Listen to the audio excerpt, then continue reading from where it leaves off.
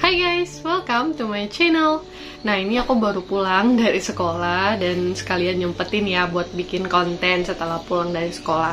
Nah, jadi aku tadi lihat analytics video dan ternyata ada salah satu konten aku yang lagi naik banget viewsnya. Mungkin lagi karena banyak banget dicari sama orang ya, karena untuk kebutuhan dan juga mereka itu pengen cari-cari informasi yang paling banyak gitu kan tentang P3K. Nah, jadi hari ini aku termotivasi dong pengen bahas lebih detail lagi tentang konten P3K ini sendiri. Nah, buat kalian yang penasaran tentang konten P3K ataupun pembahasan tentang P3K, simak terus video yang satu ini ya.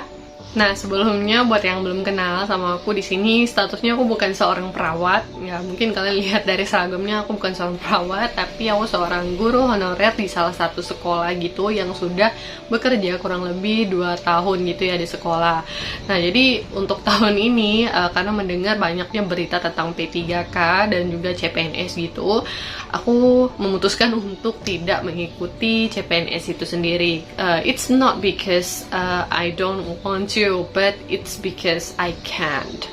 Ya, begitu ya realitanya. Nah, jadi mungkin banyak ya dari teman-teman nih yang bertanya, kenapa sih Kak malah nggak mau ikutan gitu kan? Ya, itu kenyataannya gitu. Bukan karena nggak mau, tapi karena memang nggak bisa gitu. Apalagi khususnya untuk yang P3K ya. Di sini aku nggak bisa daftar karena aku sendiri, meskipun udah mengajar selama 2 tahun, aku nggak di-approve di Dapodik, sehingga aku nggak bisa daftar di P3K begitu. Nah, mungkin juga ada yang bertanya nih kan, emangnya kenapa sampai nggak di-approve gitu kan sama Dapodiknya yang di sana. Nah, ini kan balik lagi nih, namanya kebijakan itu pasti adanya yang di atas lagi gitu kan. Nah, kita sebagai guru-guru nih cuma bisa mencoba untuk mendaftarkan diri. Urusan approve atau tidaknya itu kan balik lagi ke atas. Setahu aku di sini, kenapa tenaga honorer terbaru itu nggak diterima, karena kita itu ada peraturan di mana SK gubernurnya itu keluar menyatakan bahwa tidak menerima lagi karyawan honorer ataupun tenaga honorer di lingkungan sekolah begitu. Makanya setiap ada tenaga kerja baru yang baru aja masuk gitu, kalau mau didaftarkan di Dapodik itu sekarang udah nggak bisa. Kemudian dampaknya setelah itu ya, karena nggak terdaftar di Dapodik ya kita nggak bisa daftar P3K tentunya. Kenapa? Karena kalian kan tahu ya, syarat untuk mengikuti ke P3K itu sendiri, yang pertama itu kan harus terdaftar di Dapodik. Kemudian dia itu adalah guru di salah satu instansi sekolah, itu baik negeri maupun swasta ya, yang udah nggak lagi ngajar di sekolah tersebut juga nggak apa-apa, yang penting dia itu sudah terdaftar di Dapodik namanya. Kemudian yang ketiga itu adalah kalian boleh kalau nggak terdaftar di Dapodik, asalkan kalian itu sudah memiliki sertifikat PPG ataupun udah lulus PPG gitu. Nah, kemudian karena aku nggak bisa daftar itu tadi kan aku nggak berhenti gitu kan cari-cari info gitu. Aku pengen tahu gitu ini harusnya gimana. Dan ternyata ketika kalian ingin mendaftar P3K itu sendiri, jurusan ijazah kalian itu harus linear sama formasi yang ada. Misalnya formasinya cuma ada PPKN gitu kan di tempat kalian itu tinggal gitu, lokasinya itu yang dekat, formasinya buka misalnya di kabupaten kalian gitu kan. Terus formasinya tuh adanya PPKN. Nah, otomatis ijazah kalian itu harus linear ya, itu harus jurusan PPKN juga gitu, nggak bisa beda-beda. Biarpun mungkin kalian bilangnya, aku nih udah terdaftar gitu kan di Dapodik, tapi aku nih jurusannya yang kayak beda sama formasi yang ditawarkan. Nah, itu nggak bisa daftar P3K. Intinya tuh harus linear juga ijazah kalian dengan formasi yang akan dituju. Nah, agak itu kan sekarang gitu kan, ternyata realitanya tuh aku juga sempat mikir, oh enak dong gitu kan, setiap guru yang udah terdaftar di Dapodik mereka bisa nuju ke mana aja gitu kan P3K kan ya. Dan ternyata nggak gitu, mereka harus linear dulu. Nah, kayaknya pun kalau kita mau bahas P3K itu nggak akan ada habisnya ya, karena banyak banget gitu kan rentetan ceritanya.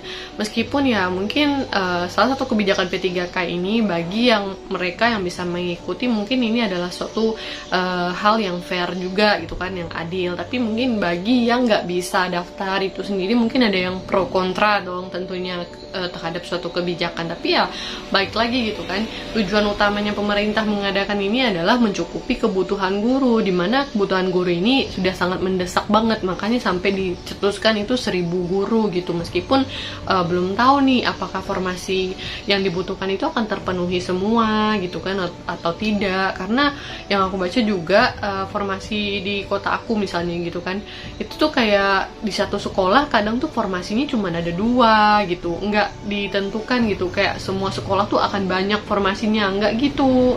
Itu tuh pasti kayak dibatasin juga gitu, kayak sekolah mana nih yang benar-benar membutuhkan gurunya, atau guru jurusan apa nih yang di sekolah ini perlukan. Jadi nggak di semua sekolah mengangkat semua guru honorer yang terdaftar di Dapodi, nggak semuanya, pasti harus ada sesuai gitu dengan kebutuhan yang udah didiskusikan oleh pemerintah itu tadi, sesuai dengan formasi yang ditawarkan. Nah, sekarang kita bahas tentang tahapan seleksi tes itu ya dari P3K. Jadi ini agak beda ya, memang dari CPNS yang biasanya kita tuh kan ada tes SKD dulu, kemudian ada SKB gitu kan. Nah, kalau khusus P3K ini tahapannya ada beberapa, yaitu ada perencanaan, kemudian baru ada pengumuman lowongan, kemudian ada pelamaran, kemudian ada seleksi, baru ada pengumuman hasil seleksi, baru yang terakhir itu adalah pengangkatan P3K. Jadi ini prosesnya lumayan cepet ya, nggak kayak CPNS kayak ada masa uji coba dulu 1 tahun gitu kan.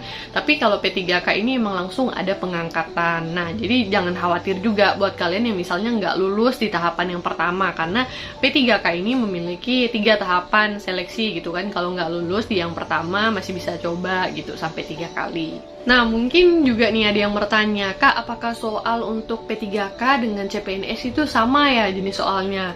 Dan jawabannya itu adalah berbeda.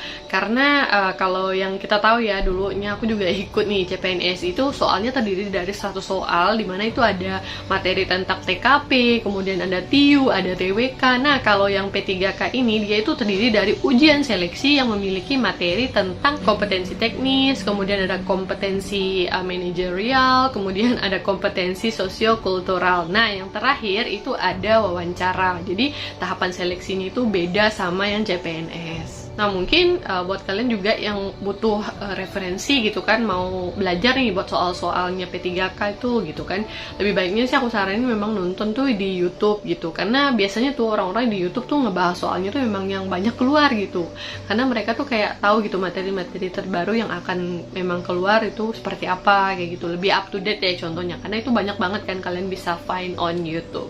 Oke, nah mungkin juga nih ada di antara kalian yang kayak, Kak, aku nggak pengen daftar P3K, tapi aku tuh kayak terdaftar gitu kan di Dapodi, tapi nggak pengen P3K, pengennya tuh CPNS aja. Silakan, itu masih bisa kok, asalkan ada formasi yang memang sesuai sama jurusan kalian, dan itu yang non P3K. Misalnya aku nih ya, aku jurusannya pendidikan bahasa Inggris, dan ternyata ada formasi yang khusus jurusan aku yang memerlukan ijazahnya tuh S1 pendidikan bahasa Inggris, itu boleh gitu, dan itu formasinya khusus buat penerjemah. Nah, kayak gitu bisa kalian tuju gitu, asalkan itu kayak sesuai sama ijazah kalian gitu. Nggak apa-apa kalau kalian emang nggak mau ikut P3K dan lebih memilih untuk ikut CPNS. Oke, aku rasa itu dulu ya untuk pembahasan kedua tentang P3K. Barangkali nih ya kalian masih punya pertanyaan yang mengganjal, ataupun kalian tuh bingung sama informasi tentang P3K ini, mungkin kalian bisa tuangkan di kolom komentar di bawah.